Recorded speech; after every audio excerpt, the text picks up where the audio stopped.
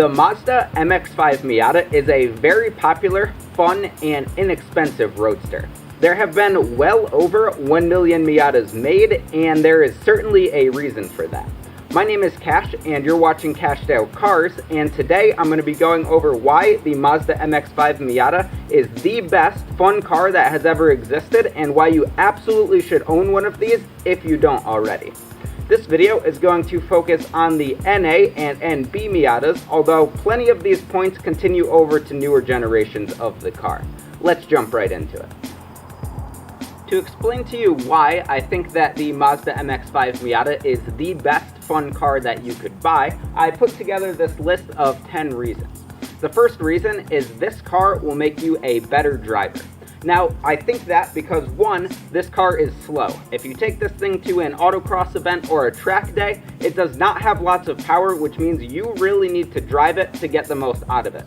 The same could be said on the street, but you really shouldn't be pushing the limits too hard on the street. But anyway, this car is slow, but the alternative to that is it handles absolutely fantastic. So you could take this to a track and outcorner most of what's there in its stock form and have more fun than most people there in its stock form.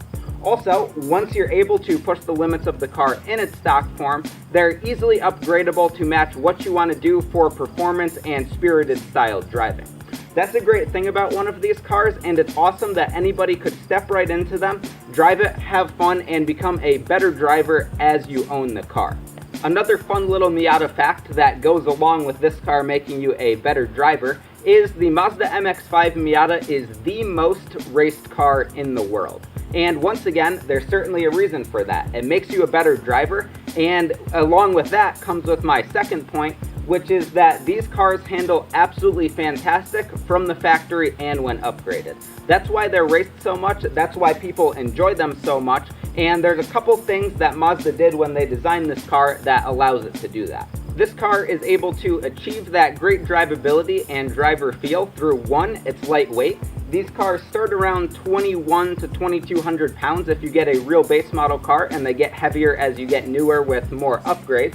But they're very light, they're tossable, and they feel like an extremely light car underneath you, especially when you're carving canyons and doing some fun track and autocross days. In addition to that, these cars have double wishbone suspension front and rear, which is very desirable for setting up a car that has consistent camber curves, and basically it just makes for a car that is extremely fun, not too complicated, and just does its job very well on the street and on the track. Number 3 on the list is something that I really didn't like about Miatas when I was first looking into them, and it was a reason why I didn't initially buy one. And number 3 is these cars are convertibles.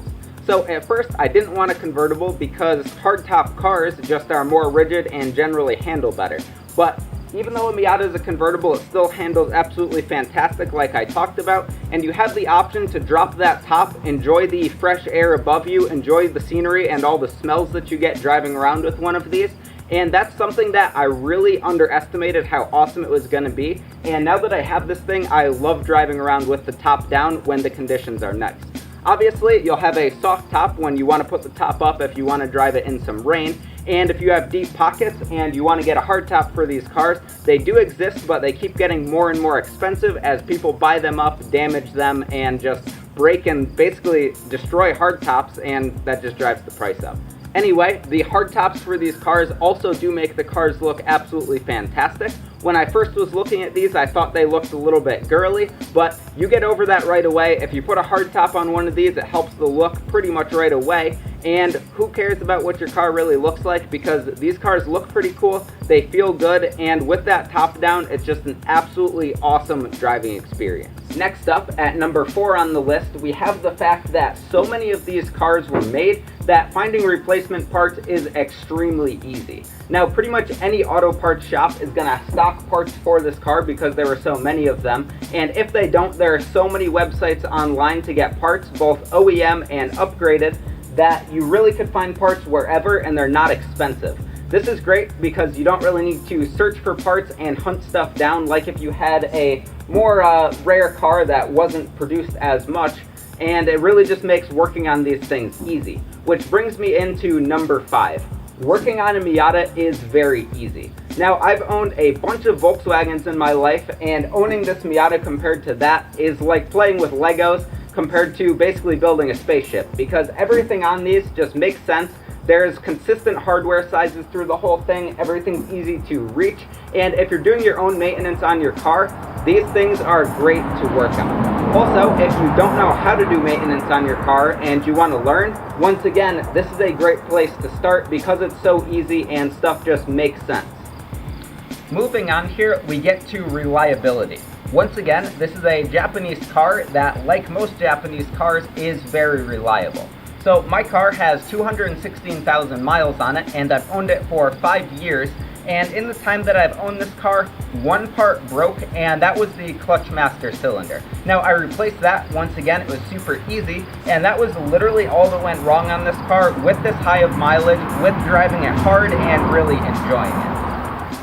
Other than common problems with the car just being an old car, there really isn't that much on these cars that is a catastrophic failure if it goes wrong. Now, I have a video on my channel that goes over pretty much the most common problems with everything that commonly fails on the NA and the NB Miata, so if you're interested in reliability specifically, look into that video, but I can tell you that these cars are very reliable, and once again, over something like a Volkswagen or a German car, these are going to be way more reliable, easy to work on, and cheaper to fix when things do go wrong.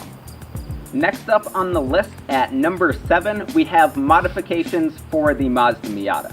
Now, there have been so many of these cars made that there are tons of different routes you could go with the Miata. There are drag cars that are absolutely crazy fast, there are autocross cars that consistently dominate autocrosses, and there are spec Miatas which are raced pretty much everywhere, especially in America. And there are just so many good routes that you could take with modifying your Miata to make it your own and make it fit your driving style that it is an absolutely great thing. Now, if you've had a keen eye through this video, you probably noticed that that shiny thing in the grille of my car isn't a radiator, it's actually an intercooler, and these cars are very commonly turboed to get more power out of them. Like I said in reason number 1, this car makes you a better driver because they're slow. Well, they are slow, but luckily they're very easy to turbocharge and make more power with.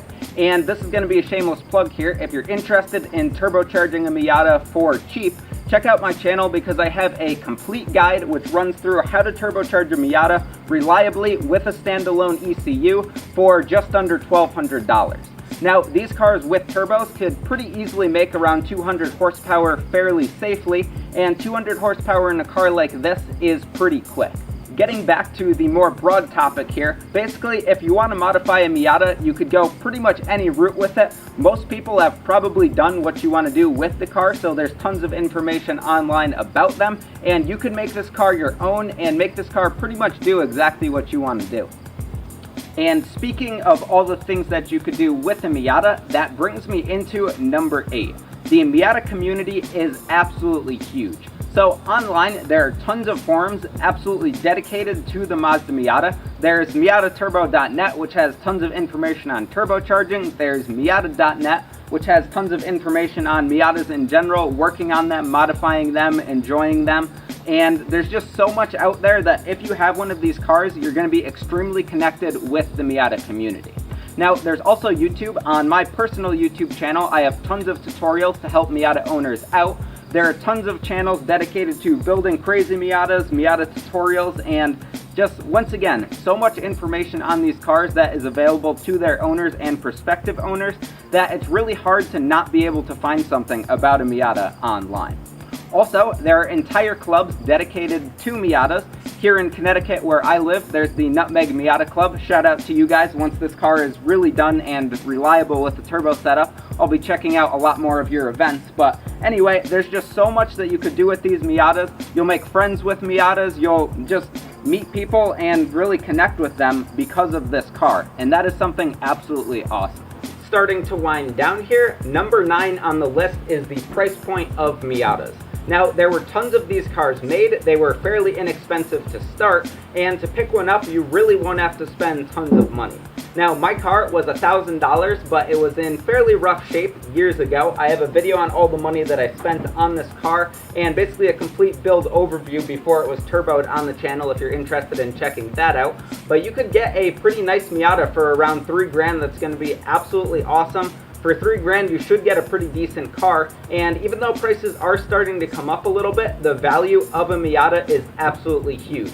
And the last point that I want to make in this video. This is something said by pretty much everybody that has driven a Miata, has seen Miatas, and been around them, and that is that the Miata is always the answer. This car is so much fun that if you get one, you could do basically whatever you want with it for it to be a fun car. If you're a really, really big guy, maybe it won't be the answer, but even people like Matt Farah, who's a giant guy, love this car, and they are just so much fun to own.